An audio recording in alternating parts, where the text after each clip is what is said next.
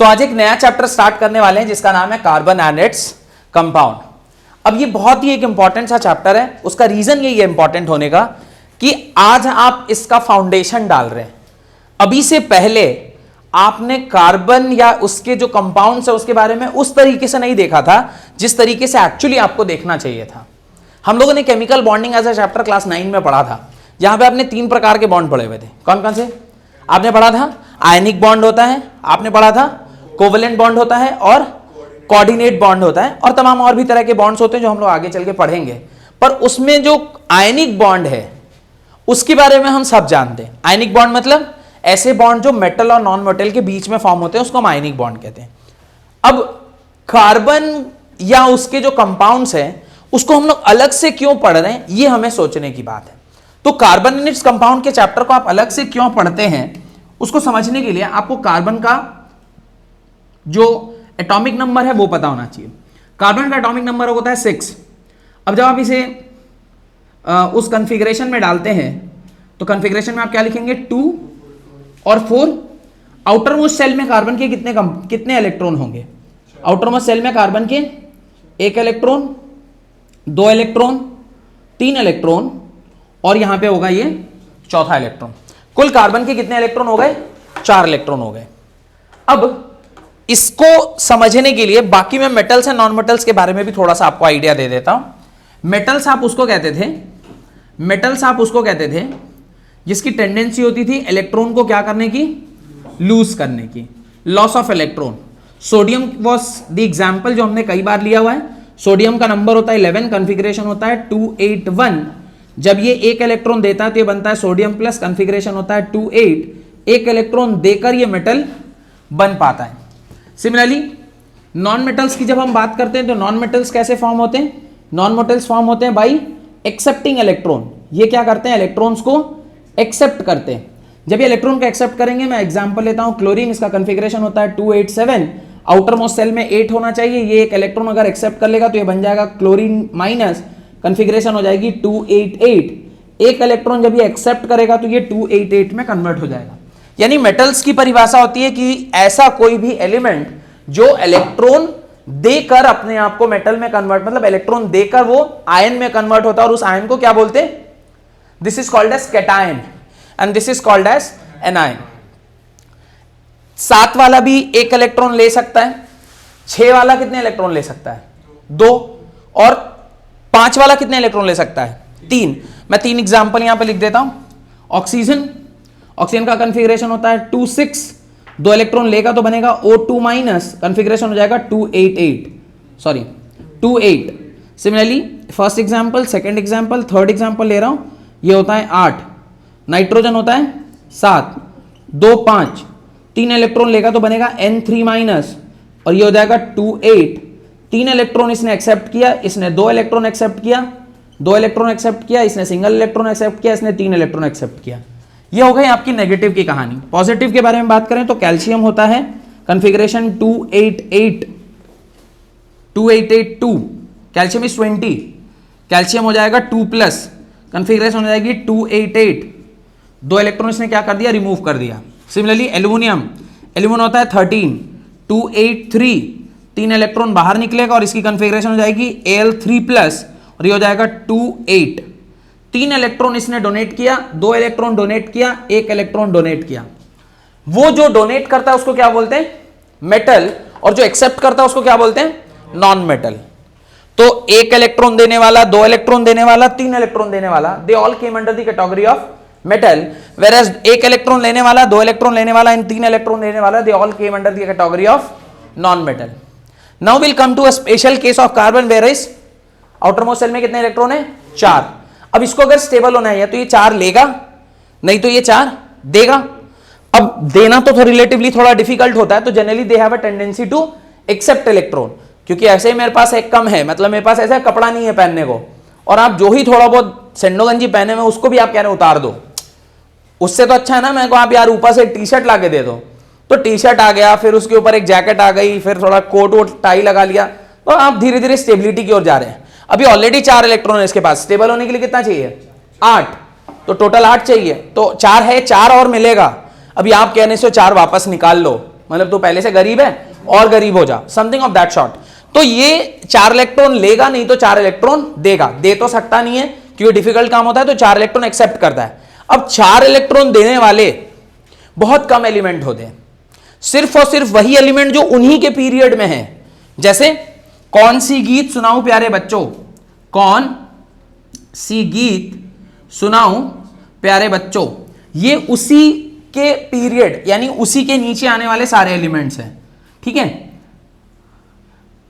Carbon, silicon, germanium, Sn stein and Pb is lead, यही सारे elements जो है वो लास्ट आउटर मोस्ट सेल में क्या रखते हैं, 4 इलेक्ट्रॉन आपस में रखते हैं। लेकिन कंपाउंड सच एज CH4 हम लोग को देखने को मिला। क्या कंपाउंड देखने को मिला, compound such as CH4। C का H से क्या रिलेशनशिप, C का H से क्या रिलेशनशिप, ये तो अगर बॉन्ड बनाना चाहिए था तो सिर्फ एक ही तरह का बॉन्ड बना सकता था, वो कौन सा बॉन्ड था, आयनिक बॉन्ड। और आयनिक बॉन्ड तभी बनाएगा जब इनमें से ही ये लेगा या देगा, पर ये एक नया टाइप का कंपाउंड मुझे मिला, दैट इज CH4। और यहीं से आयनिक बॉन्ड से हम कहां बढ़ गए, कोवेलेंट बॉन्ड की तरफ बढ़ गए, जहां पे आयनिक बॉन्ड की परिभाषा थी the bonding in which there is complete transfer of electron, metal donating electron to non metal and non metal accepting electron in order to get stabilise. तो मेटल एंड नॉन मेटल आपस में एक combination बनाकर संपूर्ण electron का transfer कर रहे थे। वेयरएज ये भाई साहब की कहानी मैंने आपको बताई भी होगी कि इनके क्या हुआ, 4 ऐसे इलेक्ट्रॉन थे, 4 इलेक्ट्रॉन के साथ घूम रहा था, इनको दिखा एक हाइड्रोजन, हाइड्रोजन के पास भी एक इलेक्ट्रॉन होता है। हाइड्रोजन के पास कितने इलेक्ट्रॉन होते हैं, एक इलेक्ट्रॉन। इसने एक इलेक्ट्रॉन के साथ संधि किया, संधि किया मतलब एक MOU, मेमोरेंडम ऑफ अंडरस्टैंडिंग। ऐसा करते हैं, थोड़ी देर के लिए मेरा इलेक्ट्रॉन तुम रख लेना, थोड़ी देर के लिए तुम्हारा इलेक्ट्रॉन मैं रख लेता हूं। जब मेरा इलेक्ट्रॉन तुम रखोगे तो तुम्हारे पास कितने हो जाएंगे, 2। अगर मेरे आउटर मोस्ट में 2 इलेक्ट्रॉन हो तो मैं क्या हो गया, स्टेबल हो गया, बिकॉज मैं ड्यूप्लेट रूल फॉलो कर रहा हूं। लेकिन कार्बन को जब हाइड्रोजन अपना इलेक्ट्रॉन देगा तो थोड़ी देर के लिए 4 से वो किस पे बढ़ के हो गया, 5। अब 4 से वो थोड़ी देर के लिए 5 हो गया, तो इज मूविंग टुवर्ड्स स्टेबिलिटी। फिर दूसरे हाइड्रोजन से भी इसने इसी प्रकार का संधि किया, उसने भी अपना इलेक्ट्रॉन देने को तैयार हो गया। अब ये जब दूसरा इलेक्ट्रॉन दे रहा था, देन 5 से क्या हो गया, 6, फिर इस तरफ 7 और इस तरफ 8। कुल मिलाकर कार्बन ने अपनी स्टेबिलिटी अटेन कर ली।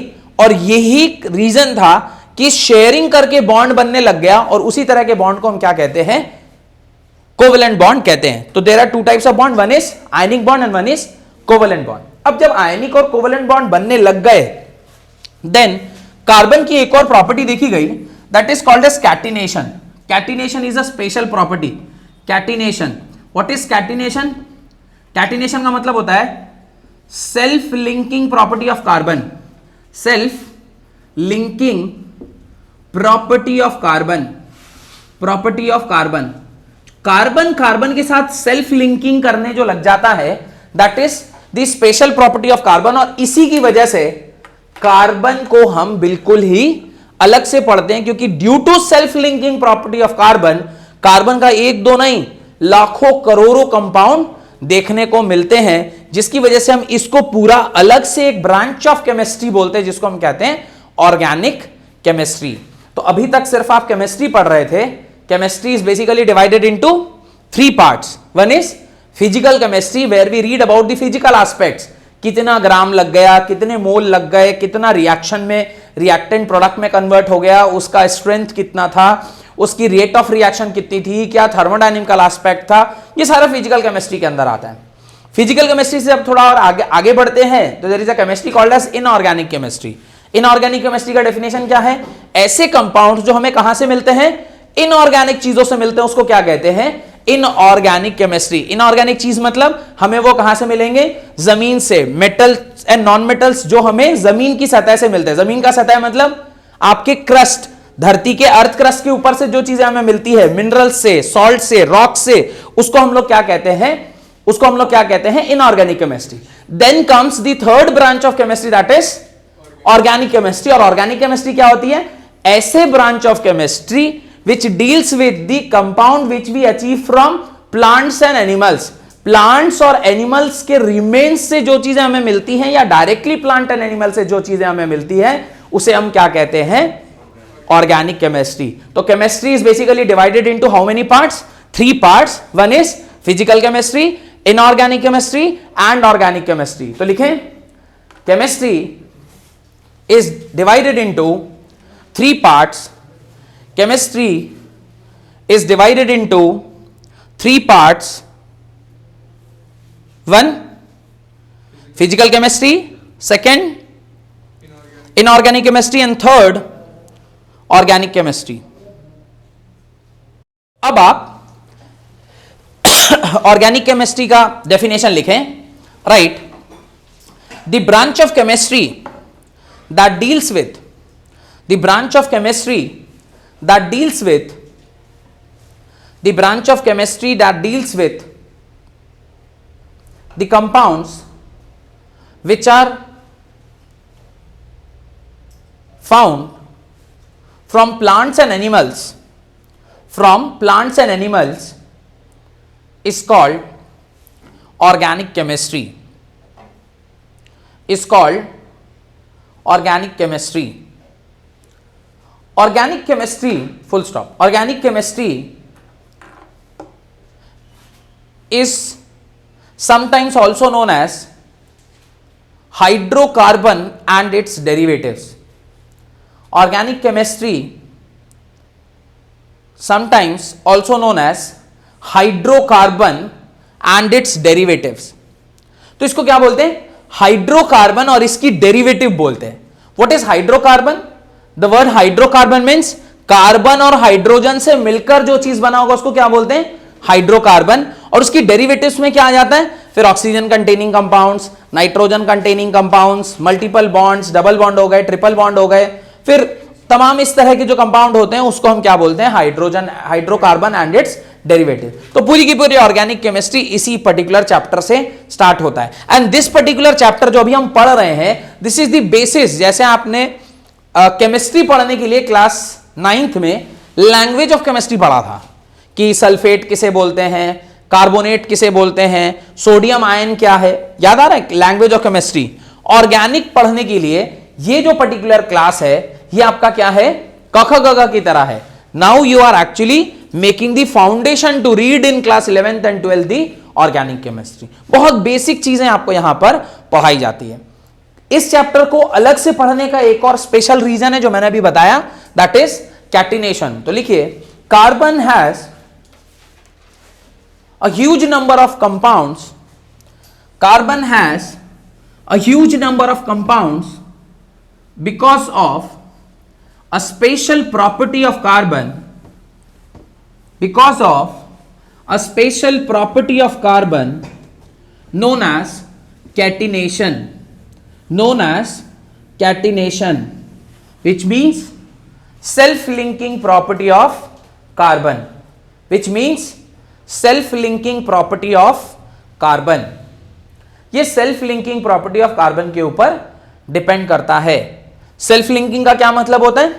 कार्बन कार्बन के साथ बॉन्ड बना सकता है, कार्बन कार्बन के साथ सिंगल बॉन्ड बनाता है, कार्बन कार्बन के साथ डबल बॉन्ड बनाता है और कार्बन कार्बन के साथ ट्रिपल बॉन्ड बनाता है. जब कार्बन कार्बन के साथ सिंगल बॉन्ड बनाता है इसे कहते हैं एल्केन. इसे क्या कहते हैं? एल्केन. जब कार्बन कार्बन के साथ डबल बॉन्ड बनाता है इसे क्या कहते हैं? एल्कीन. और जब कार्बन कार्बन के साथ ट्रिपल बॉन्ड बनाता है तो इसे क्या कहते हैं? एल्काइन. तो depending upon the number of bond between two carbons, the carbon carbon bonds are of 3 types. लिखें, depending upon the number of bonds between two carbon, depending upon the number of carbon between, depending upon the number of bonds between two carbon and carbon are of 3 types. Carbon are of 3 types. पहला alkene, जब carbon carbon के बीच में कौन सा bond बनता है? Single bond. दूसरा alkene, जब कार्बन कार्बन के बीच में कितने बॉन्ड बनते हैं? Double bond. और तीसरा एल्काइन, जब कार्बन कार्बन के बीच में कितने बॉन्ड बनते हैं? 3 बॉन्ड. मेरे मन में एक डाउट आ रहा है, क्या आप लोग को भी मन में आ रहा है, सर कार्बन कार्बन के बीच में 4 बॉन्ड क्यों नहीं बन सकते? क्योंकि कार्बन की वैलेंसी कितनी होती है? 4. तो ऐसा कर लेता कि कार्बन कार्बन के साथ 4 बॉन्ड बना लेता, झमेला ही खत्म था. अगर सिर्फ कार्बन कार्बन के साथ 4 बॉन्ड बना लेता तो फिर इतनी बड़ी ये ब्रांच ऑफ केमिस्ट्री आपको पढ़नी ही नहीं पड़ती। तो एक कार्बन दूसरे कार्बन के साथ 4 बॉन्ड क्यों नहीं बना सकता है, अभी आपके लिए समझना मुश्किल है, बिकॉज अभी आप इतना कुछ आपने नहीं पढ़ा है जिससे आप ये समझ पाए कि कार्बन कार्बन 4 बॉन्ड क्यों नहीं बना सकता। पर मैं अभी आपको कह रहा हूं कि कार्बन कार्बन 4 बॉन्ड नहीं बनाते हैं, ये बात आपको ध्यान रखना है। जब आप 11th क्लास में वापस से ये चैप्टर नहीं, दी चैप्टर का नेम है structure of atom. Structure of atom जब आप पढ़ेंगे तो उसके लास्ट पार्ट में जाके शायद हम लोग ये जानते हैं कि why carbon carbon can not make 4 bonds. उसके अंदर दी कॉन्सेप्ट ऑफ ऑर्बिटल और वो ऑर्बिटल डायग्राम, वो सब सारी चीजें आ जाती हैं, जिसकी वजह से हमें 4 कार्बन के बॉन्ड बनाने बहुत मुश्किल है। अब आप समझिए, जब हम ऑर्गेनिक केमिस्ट्री या कार्बनेट्स कंपाउंड की बात कर रहे हैं, तो अब अगर मैं किसी कार्बन के कंपाउंड की बात करूं तो कुल मिला के आपको जो इस साल पढ़ना है वो क्या पढ़ना है? 3 ही चीज पढ़ना है, एल्केन, एल्कीन एंड एल्काइन। उससे पहले मुझे ये बताना चाहिए कि किसी भी कार्बन के कंपाउंड को आप नाम कैसे देते हैं। नोमेनक्लेचर आपको पढ़ना बहुत जरूरी है। तो किसी भी कार्बन को आप कैसे नाम देते हैं, उसका नोमेनक्लेचर हो गया। और नोमेनक्लेचर पढ़ लेने के बाद फिर इंडिविजुअली एक एक करके हम लोग इनको जानेंगे, और फिर उसमें और भी बहुत सारे कॉन्सेप्ट आ जाते हैं, जैसे फंक्शनल ग्रुप क्या होता है और तमाम तरह की और भी चीजें उसके अंदर है। और फिर जब पूरा हम पढ़ लेंगे देन आपका ये पूरा चैप्टर क्या होता है? कंप्लीट होता है। लास्ट में जाते जाते कुछ नेम रिएक्शन भी आपको पढ़नी होती है, जहां पर आप अलग अलग नेम रिएक्शन पढ़ते हैं, जैसे वुड्स रिएक्शन क्या होता है, फिर फिटिंग्स रिएक्शन क्या होती है, वुड्स फिटिंग रिएक्शन क्या होती है, फिर प्रिपरेशन मेथड क्या क्या है, क्या क्या केमिकल रिएक्शंस देखने को मिलते हैं। ये सारी चीजें हम लोग पढ़ के और इस चैप्टर को क्या करेंगे? कंप्लीट करेंगे। तो आज हम लोग का इंट्रोडक्टरी क्लास था। इंट्रोडक्टरी क्लास के अंदर आपको ये समझ में आ गया कि why we read carbon as a separate topic. Carbon को अलग से क्यों पढ़ते हैं, उसका रीजन मेरे ख्याल से क्लियर है। Why carbon is dealt separately, because it is neither metal, it is neither non metal. मतलब मेटल नॉन मेटल आपस में जो रिएक्ट करते हैं वैसी रिएक्शन इसकी नहीं देखी जाती है। ये एक स्पेशल टाइप का बॉन्ड बनाता है जिसको हम क्या कहते हैं? कोवेलेंट बॉन्ड बोलते हैं। और कोवेलेंट बॉन्ड बनता है बाय शेयरिंग ऑफ इलेक्ट्रॉन। एक एटम दूसरे एटम के साथ इलेक्ट्रॉन को क्या करता है? शेयर करता है। और शेयरिंग करने में फिर उसके आउटर मोस्ट में 4 इलेक्ट्रॉन है, तो वो 4 इलेक्ट्रॉन किसी भी साथ शेयर कर सकता है। तो हाइड्रोजन के साथ शेयर किया तो हाइड्रोकार्बन हो गया, ऑक्सीजन के साथ शेयर किया तो कार्बन एंड ऑक्सीजन के कंपाउंड हो गए, नाइट्रोजन के साथ शेयर किया तो कार्बन एंड नाइट्रोजन के कंपाउंड हो गए, एंड सो ऑन। और जितने ज्यादा वो कंपाउंड बनाएगा उतने आपके ऑर्गेनिक केमिस्ट्री के चैप्टर्स के नाम बढ़ते चले जाएंगे। और यही कारण है कि कार्बनेट्स कंपाउंड इतना अलग से एक सेपरेट ब्रांच ऑफ केमिस्ट्री है जिसको हम लोग ऑर्गेनिक केमिस्ट्री के नाम से जानते हैं। होप इंट्रोडक्शन आपको समझ में आया। और द प्रॉपर्टी जिसकी वजह से कार्बन स्पेशल हो गया, वो उस प्रॉपर्टी का नाम क्या है? Catenation is the property. Catenation means self linking property of carbon.